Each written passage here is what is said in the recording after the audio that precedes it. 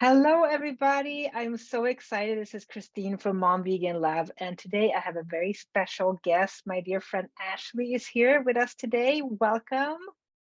Hi, thank you. Can you tell us a little bit about yourself? Hmm, sure, I would love to. So I am Ashlee Born. I am a holistic health coach, and my business and my brand is Sunshine Avocado Ashley Health Coaching. And yeah, I help people create a healthier relationship with food on a mind, body, and soul level.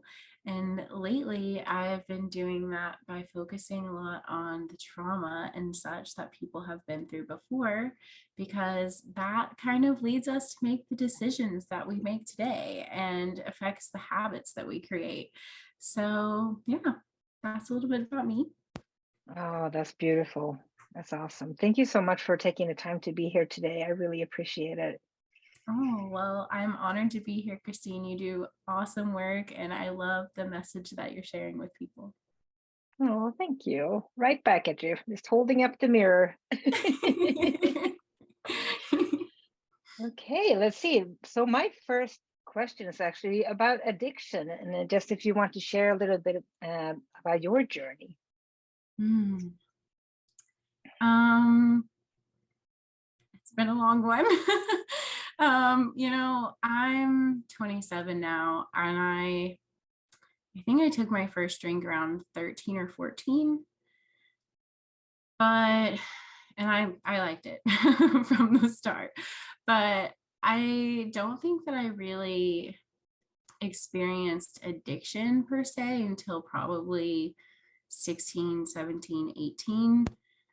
The first few years, I was kind of just your normal teenager, trying to see what I could get away with and what I could get into, and experiencing all the things, going to parties with friends and all that stuff. Around 17, I experienced some traumatic losses in my life. My stepdad, who I really looked at as a father for the first 17 years of my life, passed suddenly. Um, One of the first people that I dated passed away, actually from an overdose. Um, and I lost a grandfather. So, and that was all within about 6 months. And so the habits that I had developed from like partying on the weekends and what started as just fun kind of quickly became a coping mechanism, from hiding from all the things I was feeling and totally not realizing that that's what I was doing. But parties started not just being on the weekend anymore, and I was using those things to, like I said, just hide from all the emotions that I was experiencing at such a pivotal age, and having not really an understanding of what was going on around me. So I feel like that's kind of how it started for me. Yeah. Oh, I'm so sorry for your loss. That's a lot for, I mean, even just one of those, and at such a young age. No wonder. I so get it. Mm, mm. So, do you think that we were kind of my next question is talking about the root cause? So, do you feel like these events in your life were kind of your root cause then? Definitely, definitely. Yeah. Like I said at the beginning, I feel like so much of the decisions that we make on our path are from the things that we experience. And I'm learning as I get older that, these things don't happen to us, they happen for us, but it, it takes a long time, and a lot of ups and downs to get to that point of understanding. So, Mhm. yeah. Yeah, that's for sure. Yeah. Yeah, in the moment, it's not easy to see why something like that would happen for us. But yeah, when we zoom out later on, we can change the perspective a little bit. Mm. So did you have a rock bottom moment, or and did you recognize it right then and there? Um, I definitely had a rock bottom moment. Um, it's funny, as this moment was approaching in my life, and you have no idea that it's coming.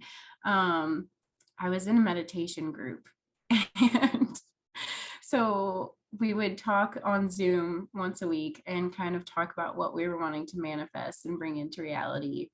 And I've joked with this group, about be careful what you wish for, because I had been getting sober curious and wanting, and I had been drinking less and less, but it wasn't happening because I had this habit and these things, these plans that I would go out on the weekend and such. And so I was super curious and I was heading in that direction, but it just wasn't clicking for me yet. And so I had started drinking less and less. And in my meditation group, like every couple of weeks, I would mention that I was wanting to manifest more sobriety, but I wasn't like doing anything to be sober. I was just like kind of easing in that direction and being curious and open to it. And so I went out to lunch with a friend, and lunch turned into afternoon drinks, and afternoon drinks turned into evening drinks. And I ended up getting a DUI that night. So that was my rock bottom. Ended up being a blessing in disguise. 18 months later, I'm still sober and loving it. But when I was talking to my meditation group, we're like laughing and crying and all the things. And I'm like, be careful what you wish for, because I wanted like this, I have to get sober moment, but I really didn't think that it was going to happen like that. Yeah, we don't really get to decide on the details, I guess. We don't. Like I said, blessing and a curse. I'm happy to be where I'm at now, but I didn't see it coming at all. But that was, like I said, I kind of knew change needed to happen before then, but when that happened, there was no denying that change was going to happen. Yeah, that's so interesting you say that, because I just had a conversation the other day about that. They're whispers, right? Whispers that just get louder and louder and louder, and then they're like, whoa, Wake up. Okay. Yeah. Yeah, I really hear that. And also, like, in my case, I started hearing those whispers even in college, but then I would seek help or even Google, am I an alcoholic? And the results would come back inconclusive, because at that point I was not drinking by myself. I was not drinking every day. So I'm like, I guess I don't have a problem, but I knew, like, the little whispers, they were just in here, but it took me a long time to really, really get it. Yeah. Yeah. Hmm. Thank you for sharing. Of course. So when you moved away from alcohol, then did you pick up any other habits? Did you move on to something else? I wouldn't say that I have necessarily like taken on any other unhealthy coping mechanisms. I will say that I eat a lot more sugar now than I did before, which is funny because I'm a health coach. And so, it's just kind of fun exploring these different things. And they'll say that you never see coffee and donuts like you do at an AA meeting. And I used to be like, oh, that's silly. But I drink a lot more caffeine now. And I can't pass up cookies like I used to. I just, Yeah. but in the overall scheme of things, I joke and I'm like, I've let go of so many unhealthy habits in my life that like, it's not the end of the world. And I'm actually on a cleanse right now. So, I do these things to keep these boundaries in check, and kind of show myself that I don't need these things and we can go without them. And it's good to practice that. Yeah, we get to be gentle with ourselves too. And what I feel is just like fall in love with ourselves. Like Yes. I was in a situation yesterday. I had told myself I was not going to eat any products or any food with added sugar yesterday. And all of a sudden I'm getting offered this free vegan Rice Krispie treat. And it wasn't me consciously saying yes, but I didn't, like, in that moment, I didn't feel like I had a choice. And like seconds later, it was gone. And I'm like, how did that happen? Yeah. I did not see that coming. But then it's just gonna be like, okay, so that happened. It's okay. Now it's a new moment. What can I do going forward? And Yeah. Yeah, definitely, so that's, I guess, one of the more indifferent things that has kind of shifted in my life. But then I've also dived a lot deeper into yoga and meditation and that community. And, there's so much to learn about self-compassion there. So I feel like those two things have kind of balanced out for sure. Mhm. Yeah, I mean, it's just about getting to the bottom of where these like almost like soothing mechanisms are coming from. Just little treats, like are they treats? And then just being like, I kind of starting to see right through you. Like for me, cigarettes were my treat, my best friend for years.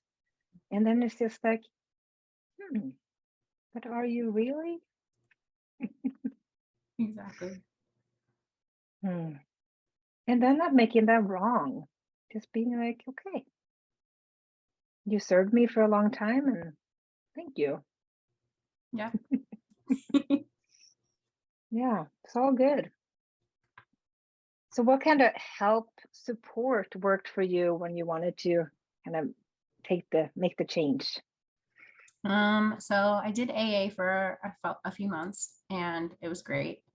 I don't think it was for me long term, but I really enjoyed it during those first few months.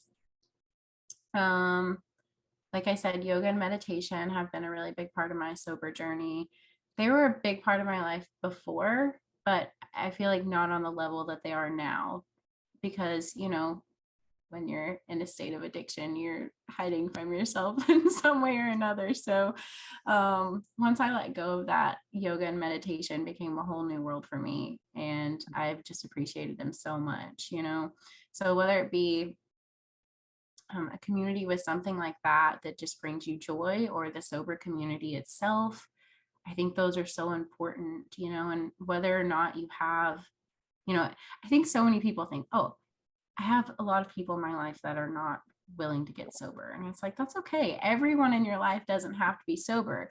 Yeah. They just have to be supportive. Oh, um, yes. and then having sober people in your life is fantastic too.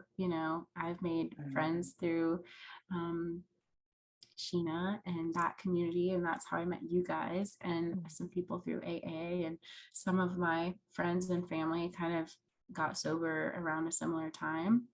So so important to have those sober connections, but I think it's also important to know that doesn't have to be everybody in your life. You can still have mm, those people that are special to you. That I still have friends that I go out with sometimes and they have a drink and I have a mocktail, and that's okay because I know my limits and they respect them, and they still bring a lot of light to my life. So mm. yeah. Did you feel, just out of curiosity, that you had to take a break from that in the very beginning? Or was that something you could do from kind of day one? Um, I did back off of that for a while.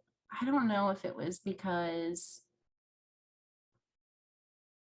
I think it's just so hard in the beginning to break the habit. Yeah. It's like I knew I could go out and say no, but it's just people are afraid they're going to hurt your feelings, or Mm, people want to like offer you things, and I'm like, I just don't. So it was easier for me to stay home mostly in the beginning, and that's really when I started going to yoga more and all that good stuff, and really establishing that healthy foundation before I kind of ease back into being comfortable with going out and being around those friends. But I've been very blessed to have a supportive relationships in my life throughout the whole process, and I'm very, very lucky for that. I know a lot of people don't have that, and if they were to go out with friends, it might not be the same situation. So I think it's always important to be mindful with that. And you know like I said, these people are people that bring a lot of value and light to my life, and they're very supportive. um, I think it's important to recognize that, because a lot of people might be telling themselves that their friends are those kinds of friends and looking for excuses to still kind of go out and dabble around that Mm, community. But you have to be honest with yourself. Are these friends that are just drinking friends and you're just kind of trying to like not miss out on that, whether you're drinking with them or not? Or are these people that are actually bringing value and love to your life? Because there's an important difference there. yeah, that's a really good point. We kind of get to take some inventory. Yeah. Just, yeah. Mm. And it's so interesting too that you can sometimes what I've noticed just going through life and saying no to alcohol is almost like you're holding up the mirror just because I'm saying no, that I'm judging other people, which is far from the reality. Yeah. But we're always just kind of mirroring ourselves in others. So my action can and that's the truth of course I can't change how anybody else feels, but it's just to be good to be aware of that, like an example is like when it came to smoking, for example, I tried to quit many times. And it wasn't like when I fell off the wagon and picked it up again, then the people around me were sad, because it was almost like, oh yay, we get fun Kristine back, she now we can be ourselves around her again. So it was, and to me it felt like, oh well, good, I got my friends back, I got my life back. And it's just, and again, no judgment, I'm just observing it, the how easy it is to fall back. Like I read just yesterday about like what do they call, like the man eating the flesh eating plants, Mhm. and how it looks so tempting to come in there, and you think that I'm gonna be fine as I get my wings, I can just gonna sniff around a little bit in here, and then you get more and more stuck, and the further and further down into it you go, and you can't even see it anymore because you're so, I don't know, it's just, to me I just find it so interesting just to observe and just to Yeah. be like, hmm, yeah. And it's not like the other people around you know that they're stuck either. Yeah. Yeah, it's hard because it's like you want to be the mirror, but you don't want to be off-putting to people, right? It's so Yeah, funny. It's like I yeah, just like you want to be yourself, having your drink and not being judged. I just want to be here not having a drink and not being judged. right. I'm not here to make you uncomfortable. I'm Yeah, just trying to do what makes me happy. right.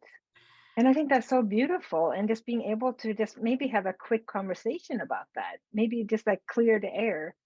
Yeah. And that's what I think is so interesting with alcohol as well, is that it's really like the only drug that you have to come up with excuses for not using. You know, it's like, Yeah. it's not like if you were sitting around a table and there were cocaine or meth on there, and you'd be like, no, no, thank you. And then you'd be like, well, you are a drugaholic, or like, no, I just Yeah. It's don't want to it's put that in my body right now, but you go ahead. right. Well, that's what I've had this conversation with sober friends before, and friends that drink before, like it's Mm, like you said, alcohol is like the only drug that's socially acceptable. mm, And it's funny because when you quit drinking, people are like, oh, I didn't realize you had a problem. And I'm like, right. well, I mean, it wasn't a bad problem. That's why I was able to stop. You still have a drink in your hand. Yeah. But like you said, if you were around a bunch of people and they were doing drugs and you were like, oh no, thank you, I'm not doing that anymore. They wouldn't Yeah. be like, oh, I didn't realize you have a problem. Yeah. Because it's really kind Yeah. of silly when you think about it. And Yeah. yeah. Yeah. It's so interesting. And in this other book that I'm reading right now, like how, if alcohol would come on the market right now, there's no way it would be as popular and just socially acceptable as it is right now. Yeah. It's just so interesting, I think. And it's almost like a little bit like, I don't drink coffee, for example. So then you're like, well, growing up in Sweden is probably just as common here, but like then you almost get to sit at the kids' table because it's like a rite of passage to drink, you know, whatever, coffee or alcohol. So it's just there's so multifaceted, so interesting, I think. Yeah. So interesting. Thank you for talking it over me. I just find it so interesting.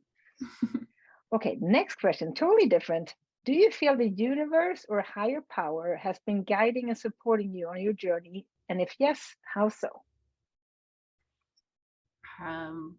I think that's undeniable. And I think whether people see it or not, it has to be the case for everybody. I'm one of those people that I just truly feel that everything is happening for a reason and happening exactly how it should be. And, you know, we're just drops in the ocean. So, like I said, I felt the change coming long before it happened. And I felt shifts in my life happening to lead me in that direction. Once I got sober, more and more information started coming to me to lead me further down this path, whether it be sobriety or spirituality, or, you know, I think, you know, there's no one right way to do sobriety, but I think one of the biggest gifts that come with it is self-awareness. And so I don't know, I almost can't understand how it wouldn't be a spiritual experience, because it's just like, wow, I see myself, my whole self now. And that's awesome. Like all the flaws and all, like, look at me. And so, you know, and I know, you know, I'm not necessarily religious, but I am spiritual. And I think that everybody has their own little way of seeing things, and they're all beautiful. Um, but there's definitely a higher power at play here. I don't think I would be where I am today without that. So Mm.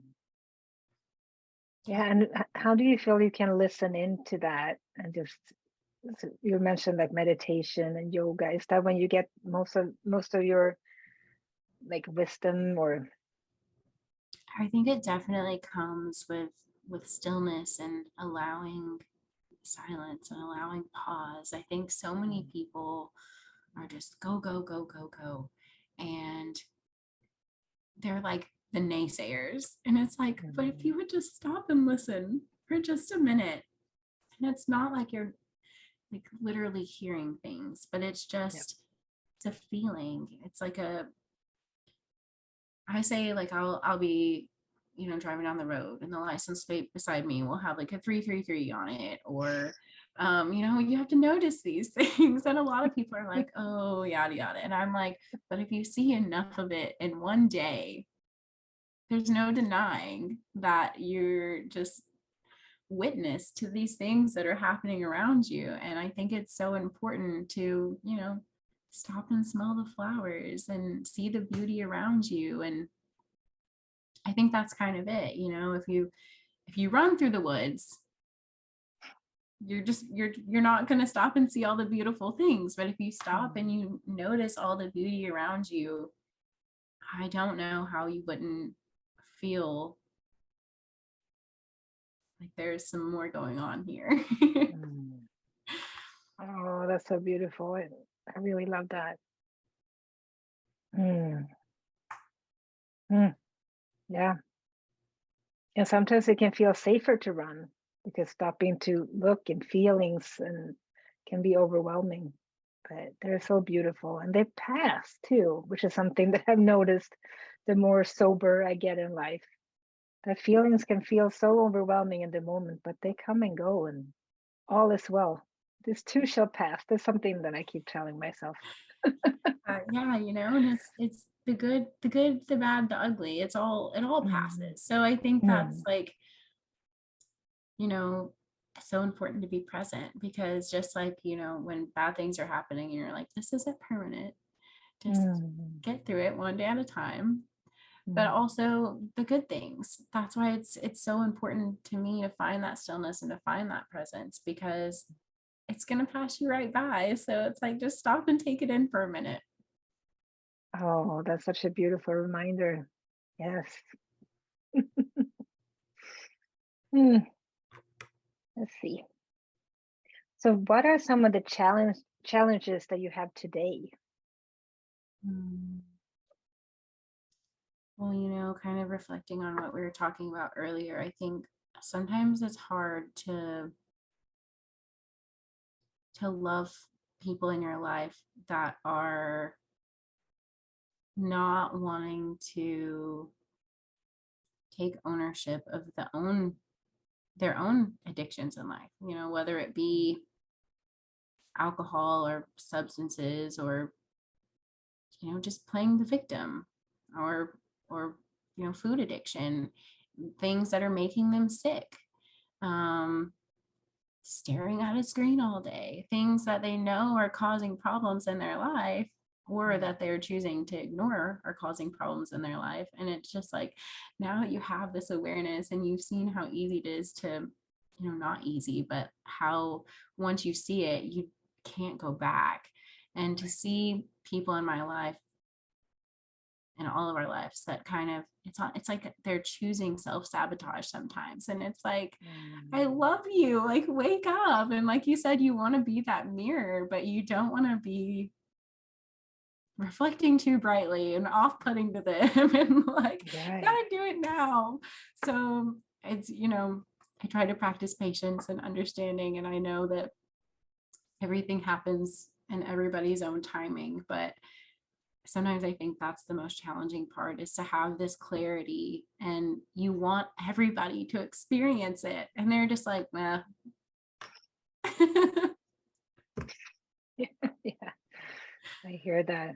It's like I have this beautiful gift right here. I'm like, no, thank you. Yeah. But it's a really good point too, though. Like when you were in the middle of your own addiction, was there anything anybody could have said to kind of snap you out of it or make you take that step faster? It's funny. I had a friend that got sober about a year, maybe 2 years before me. And I just thought she was this like magical ray of sunshine. She went to Bali for a year. So we used to party together. And then she went to Bali for a year. She had like her own eat, pray, love situation. And she comes back and she's like, yeah, I was on a meditation one day and I realized like I'm going to waste this whole experience if I keep going out drinking. Like, she's like, I just wanted to be sober, and I thought, maybe I'll see how it goes when I get back home. And I was like, well, that's great for you. I don't I don't plan on going to Bali for a year anytime soon. And I don't think my drinking is a problem.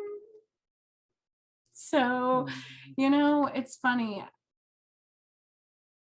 I don't know, I feel like everything happens in the perfect timing. And I know that there were so many little seeds that were planted in my life Yeah. that got me where I am. And I don't know, as weird as it is to say, I don't feel like I have any regrets, because the mistakes that I made that caused the pain in my life gave me the perspective to be where I am today. So, yeah. Yeah, that's beautiful. I hear that, and I feel the same way. Yeah. Hmm. Mm. Okay, let's see.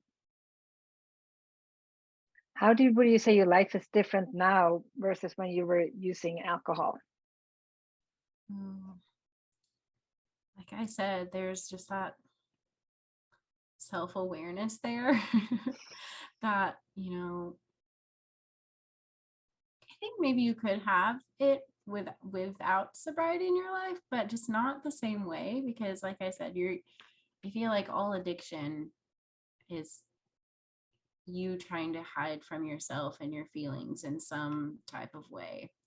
So, again, whether that's like, people think that addiction is like just like drugs and alcohol and like these Right. really terrible things, but again, like, it could be emotional eating or so many different things. And I think, um when you take control of those things in your life and you gain that self-awareness, like there's just no looking back. So I'm so grateful for that. And like I said, there's some things that haven't changed.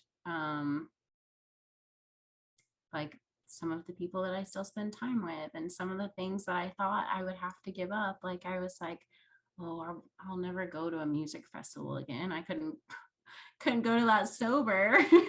And I've gone to 3 festivals now since I've been sober, and they were way more fun than when I was drinking.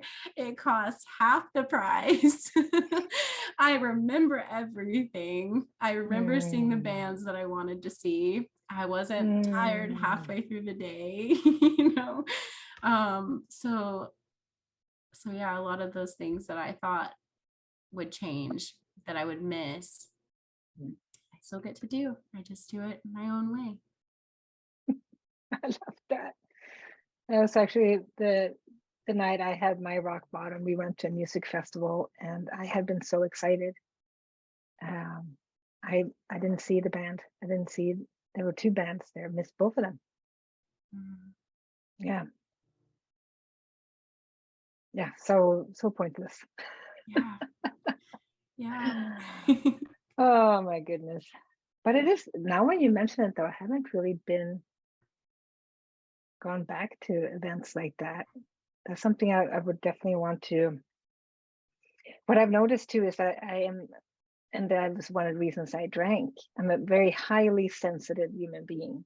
So being around a lot of people, a lot of energy, I feel so much. I feel everybody else's vibrations. So it can be a little overwhelming for me, especially in the evening when my energy levels are low.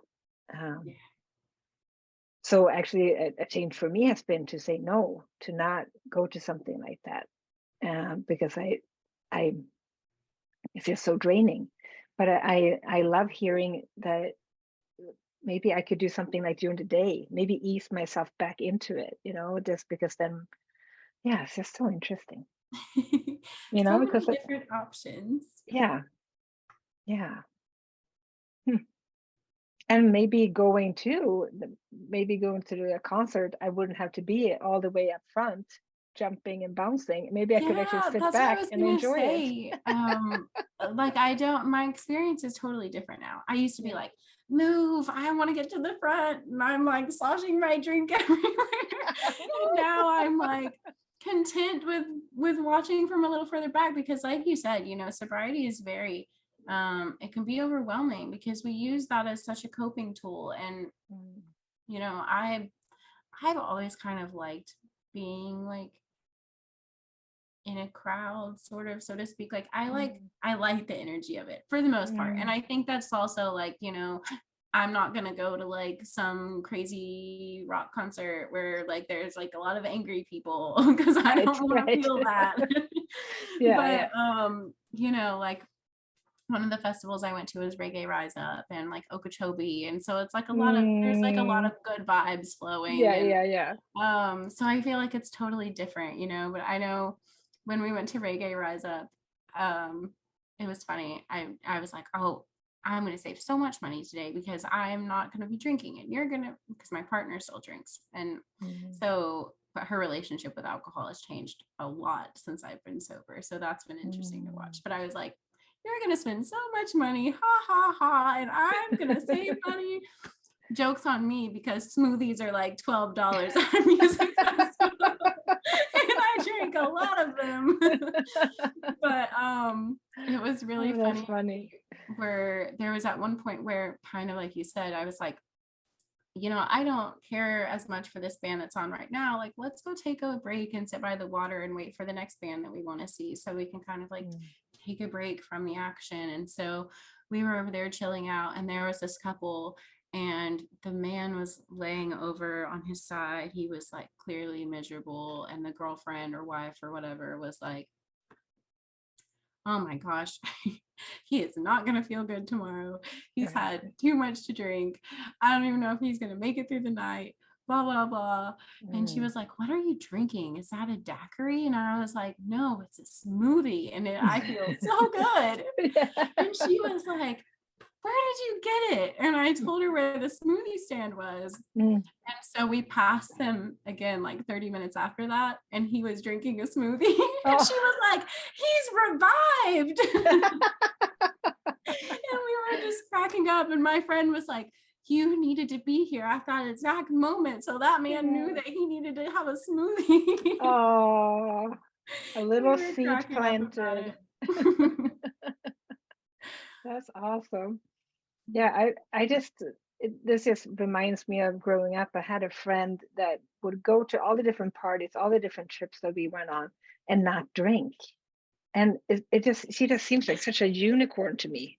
Like, oh my gosh, she remembered all the things, and she got to have like an actual live experience. But I just think she was just the coolest. At the time, I thought she was weird and probably a little bit lame, to be honest. But now I'm just like, wow, the courage it takes to say no and Yeah. be present. Yeah, I just hope to plant some of these seeds in my children. They're turning into teenage years here soon. So just the cool thing is to say no. Yeah. Yeah. Yeah, definitely. Okay, let's see. Do you feel like having like an addictive personality in a way has helped you in life? And if so, how? So I saw this question on the list and I was like, oh, I don't know, because I have to preface by saying I've been very, very, very blessed. Because I feel like most people that would be sharing their story of addiction couldn't say this. And so I almost was like, well, you can't say that, but I don't feel like I have an addictive personality because I've been very blessed with the things that I feel have caused problems in my life. I was able to stop. Um, it took me a little bit longer with alcohol because it's so mainstream. But once I made that decision, I never really looked back. And I've had some other things in my life that were problematic. And the day that I decided I didn't want them in my life anymore, they were gone. And so I've been very blessed in that way. And sometimes I feel like I don't have a right to talk about my addiction because of that, because, but everybody's story is different. And Yeah. so yeah, that's a hard question for me because I No. don't feel like I have an addictive personality, and I'm very blessed with that. Yeah, that is so beautiful. Thank you for sharing that. Why do you think that is? I don't know, I had friends growing up that I partied with that I would just see them being taken over. Like, as a teenager, I experimented with different things, and I saw friends that would, try something once and it was just downhill from there for them. And I never had that experience. I was the kind of person that I could like try something once and be like, oh, it didn't do it for me. Like, I don't, no, Mm. thank you. Um, so I don't know, I don't know if that's something that's in the way that I was raised, or if that's just part of me. I don't know if that's my willpower to want better things. I don't know. I'm still trying to understand that one. Yeah.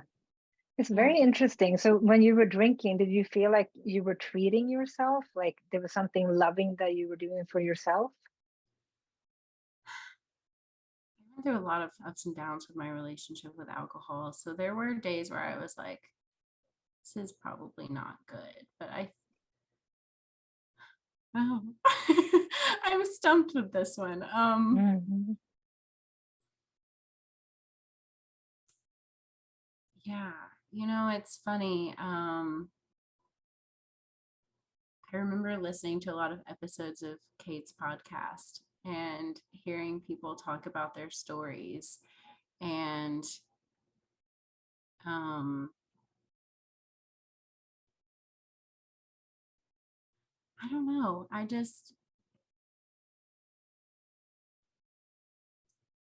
It's funny because I had an addiction, but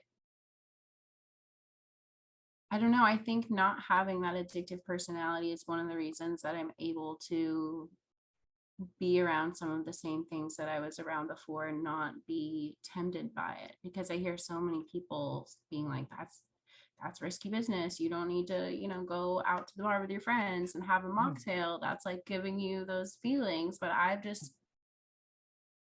it's never been like a like from the day I was like, I'm not drinking anymore. It was breaking the habit of like physically reaching for things. But as far as like the mental part of the addiction, I just haven't been tempted with it. So I don't know. It's very interesting. I don't understand why, but No, that's beautiful. No, it's so interesting. And that's what I want people to understand too, that we're all so different. And there's not one size fits all or one recovery.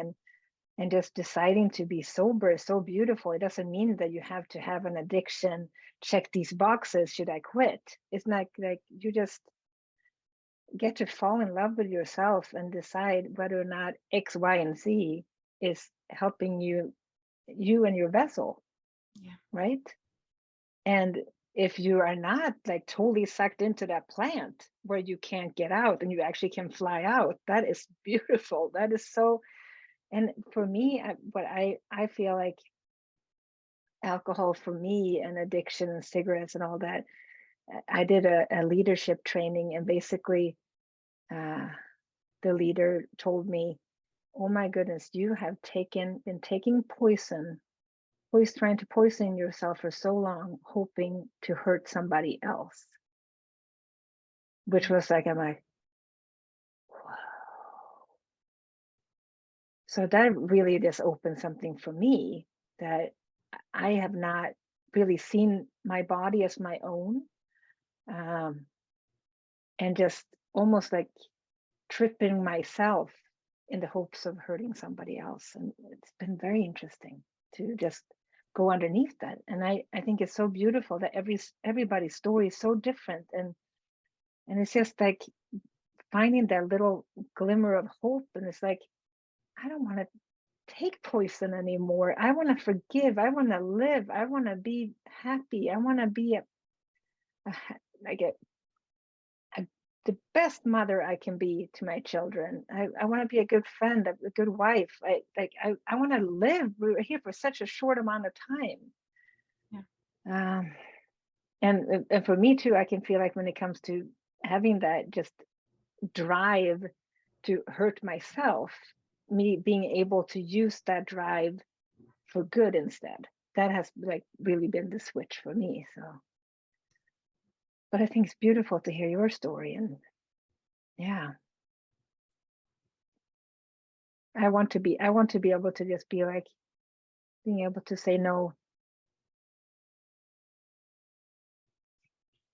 There's still things, like I said, I'm on a cleanse right now, so I'm able to, and that's the funny thing. It's like I was about to say, well, I wish I could pass up a matcha latte and say no to that. But I can't. I'm saying no for 9 days right now. Right. When day 10 rolls around, I'm probably gonna want some caffeine. But I'm able to say, I guess it's just about boundaries. I don't know. When I have those boundaries in place, there is no question for me of whether or not they will be honored. The boundary is set and I'm sticking with it. But I try to not live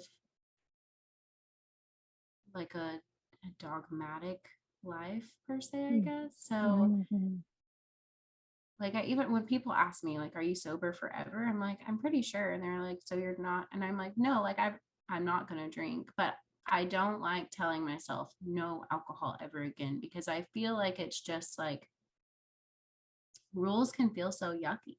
If I wanted to go out and have a drink tomorrow, I could, but I don't want to.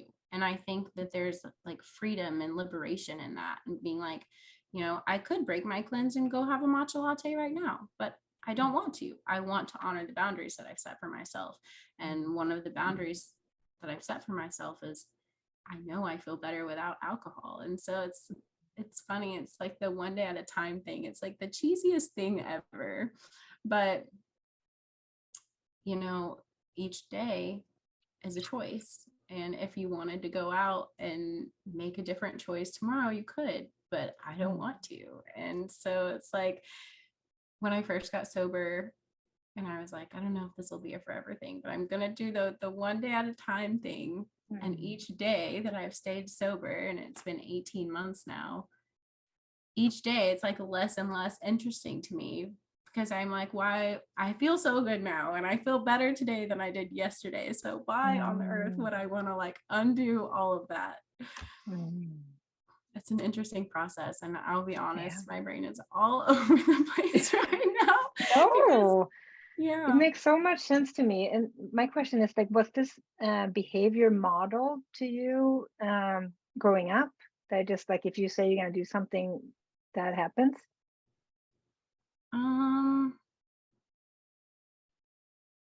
Yes and no. I feel like, I mean, my mom is a great person and she's a great role model, but she was very much like, oh, if you don't want to do it, don't do it. So I don't think so, honestly. But I know I read a book a few years ago, actually a few months before I got sober, and it wasn't about sobriety at all.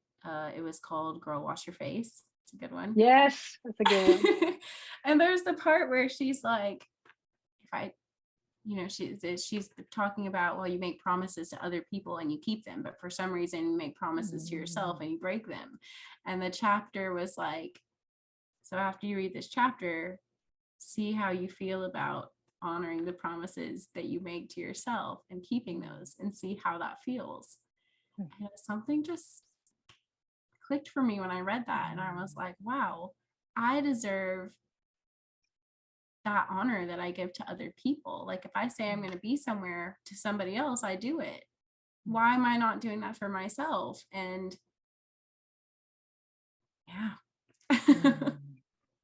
Yeah, we get to be our own best friend, right? Yeah. Treat ourselves like we would our best friend. Oh, it's so beautiful.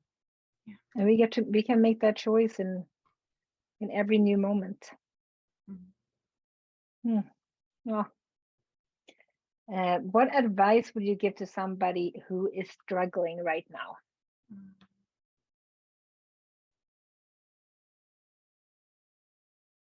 You know, having that community is just invaluable. It's so important to have that support, to have that reflection. I think that was the biggest part for me, and I think it's one of the most important parts. Like I said, it's not everybody doesn't have to be sober, but they have to be supportive. And having at least a couple of sober people in your life to share the experience with, whether they're sober veterans or newbies as well. It's just so important to have those people that you can communicate with, because your friends that aren't sober, as supportive as they might be, they just don't have the perspective that you have, and they might not understand what you're going through. And I think it's so important to have people that do.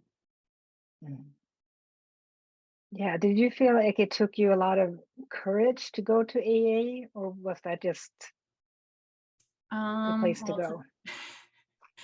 To be honest, it was something that was required after my DUI. And it was funny because I remember when I was talking about being sober curious with my mom, and I had a friend that had struggled with alcohol addiction, and his mom was like, get him to go to AA. And I was like, no. I was like, if I had a problem, AA would just want to make me drink more. And it was so bad. But then I was put in a place where I had to go. It was like court ordered, and I had to go and get my little sheet signed. And so I went, and I was like, at this point, I had made the decision, because I had that rock bottom moment, and I was like, whatever, I'm going to try whatever is being brought to me for a reason. So I'm going to try it with an open mind and see how it goes. And I went with an open mind, And I was like, oh, wow, this is not what I was expecting. This is kind of awesome. Like, I don't know if it's for me forever, but I'm so glad that I came and I had that experience. And, like I said, just having that space to talk about something with people that understand and aren't going to judge you is so important. Wow. Yeah, I hear that. I've also it took me, I actually just went to my first AA meeting just not that long ago, just Oh, to see, and I I had been too scared to go. I didn't feel like my rock bottom was low enough for me to feel welcome, but the complete opposite, of course, just the kindest, most open, gentle, loving people that you can think of in a room, right? yeah, So I definitely. would highly recommend that to anybody. And also, I had the honor this week of being part of, or just joining in on a sober mom squad that do meetings every week, free meetings on Wednesdays at 10 a.m. Pacific time. And you don't even have to have your camera on. You don't have to share, but you can just listen in. It just makes me so happy. There's so many options now. You don't have to do this alone, right? Yeah, yeah. I, more and more things popping up everywhere. And like you said, even just finding a community, even if it's not necessarily sober per se, but I'm sure you can find a lot of sober curious people around like the yoga and meditation community and wherever you live. And yeah, I don't Definitely. have to do it alone. Definitely. Sheena and I talked about the magic of this like trifecta of like there's the sober community and the spiritual community and vegan Mm. community. And there's like this little triangle. It's Yeah. like, Yeah. not all of them are part of all of it, but like you're much more open-minded to these things once you've touched one Mm. of the corners. Yes. I love that. Yeah, for sure. Like for me, going vegan actually happened before I went sober. Hmm. But it was just, but I stopped smoking and then veganism and then sobriety. It's just like it was a journey. Just like, what else am I putting in my body? Like, what else am I doing to myself? And so it's not like an overnight thing. It gets to be a journey, and the journey is actually the goal. Yeah. You know. Hmm. Okay, let's see. Oh, well, I think we have actually answered all these questions already. So yeah, thank you. What Oh. can people reach out to you if they have any questions or need support or Yes, please. So my Instagram is Sunshine Avocado Ashley, and my Facebook is the same. It's Sunshine Avocado Ashley Health Coaching, and I would be honored to offer support to whoever needs it. oh, that's beautiful. Thank you so much for your time today and your wisdom and your yeah, thank you. Thank you for having me, Kristine. It is always an honor to talk with you. Mm, right back at you.